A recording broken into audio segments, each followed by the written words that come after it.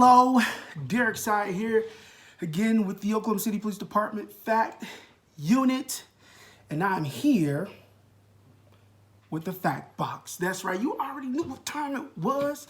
And this week we are playing Jacks to talk about time management. How are we going to tie Jacks into time management?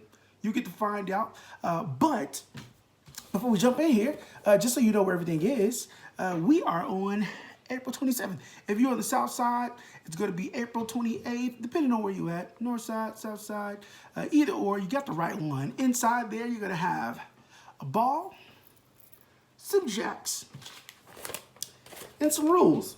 Now, the rules are different for different people. Sometimes it's house rules, sometimes they're not. You can read over the rules, figure out what you're going to do. But while you're doing that, I'm going to set up my table so I can get going. Here we go.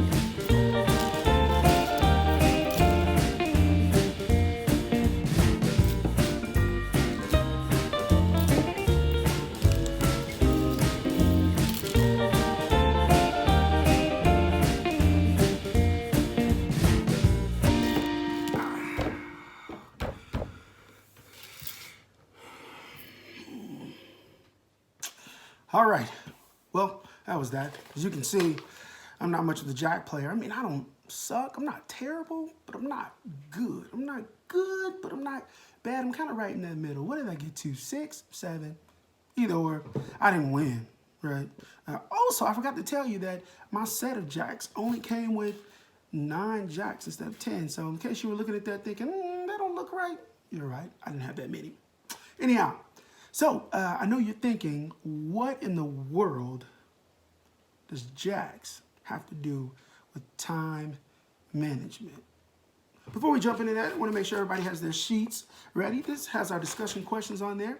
We are, again, on April 27th, 28th, if you're on the south side, north side, south side, 27th, 28th. And you will see our discussion questions there. But before we get into those, what in the world does time management have to do with jacks? Well, you know, when you're starting out with one and you're trying to pick up just that one, I don't have to throw the ball that high. I throw it up, I pick up the one, it bounces, and I catch it. Maybe not even as high for 2 or 3, but the more jacks I have to pick up, the higher I have to throw the ball. The higher I throw the ball, the longer amount of time I have to gather what's down here on the table, which are the jacks. If I throw it here, it bounces really quickly. Here, really quickly. Really quickly. Here. Gives me just a little bit more time. Just a little bit more time. And for you, if you have one thing, you don't need to prepare that much. You don't need that much time. Say you wake up in the morning and you go to use the restroom, you come back, get back in the bed. Doesn't require a lot of time, right? If you wake up, use the restroom, and maybe check your phone, just a little bit more time. Maybe you have to shower, just a little bit more time. Maybe you have to get ready for school and get dressed, just a little bit more time. Let's say you forgot to do some homework. Now you get more time. Let's say that you have to walk to school or walk to the bus stop, even more time. The more things you have to do, the more time you're going to need to do those things. Well, what happens with us? Either we eliminate all those things because we don't want to spend the time doing them, or we try to squeeze a whole bunch of stuff in a little bit of time. When we do that, we compromise quality and our productivity. It goes way, way, way, way down when we work under that pressure. Some people may say they work better under pressure. But for you, I believe if you give yourself more time to handle all of these things you have to do, then the stress level goes down, your productivity goes up, and you get more accomplished. What are some things that you've been doing with your time over this break? I call it a break because we're not in school. It's not really a break, but we're treating it like a break.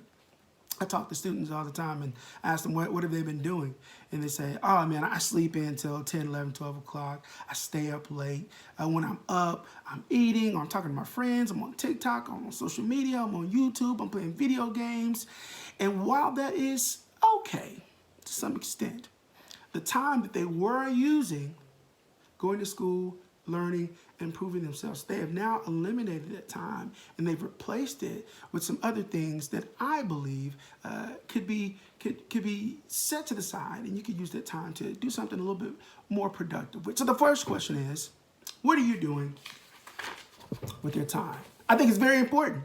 As a matter of fact, I encourage you to get a pencil, maybe a pen, and some paper and write down how you spend your day. How are you spending your time, right?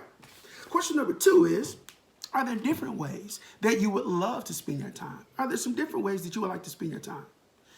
Would you like to go for walks? Would you like to pick up some art? Would you like to pick up an instrument? Maybe you want to get into photography or videography.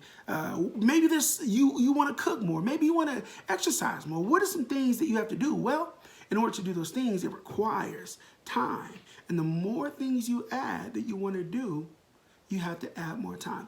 I heard someone say that if you follow your time, you will follow your treasure.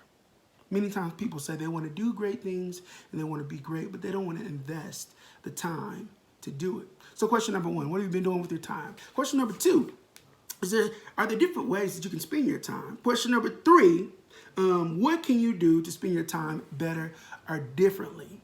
I know this sounds a little bit like question number 2, but question number 3 is more of a strategy question. Maybe I have to wake up earlier and go to bed earlier, right? A lot of us, we go to bed late and we sleep in late and then we waste the day. Maybe I have to set time aside to focus. Maybe I got to find a space in my home where there's no one else where I can just protect that time. Maybe I need to create a to-do list. Maybe I can use a calendar. Maybe I learned how to say no to things that I've always done and yes to things that I wanted to do. Question number 1. What are you currently doing with your time? Get a pencil, paper, write it down. Question number 2. Is there something that I wish I were doing my time with, that I wish I was doing my time with? Question number 3, what's the strategy that we're going to put in place to make sure you are using your time to do things that you really want to do, that you should be doing, that you say you want to do? You want to dream big, you want to be great, you want to do all these great things, but you don't want to put the time in. Let's carve out some time in our schedules and practice better time management. This is Derek Sire here with the Oklahoma City Police Department Fact Unit, bringing you your activity from your fact box.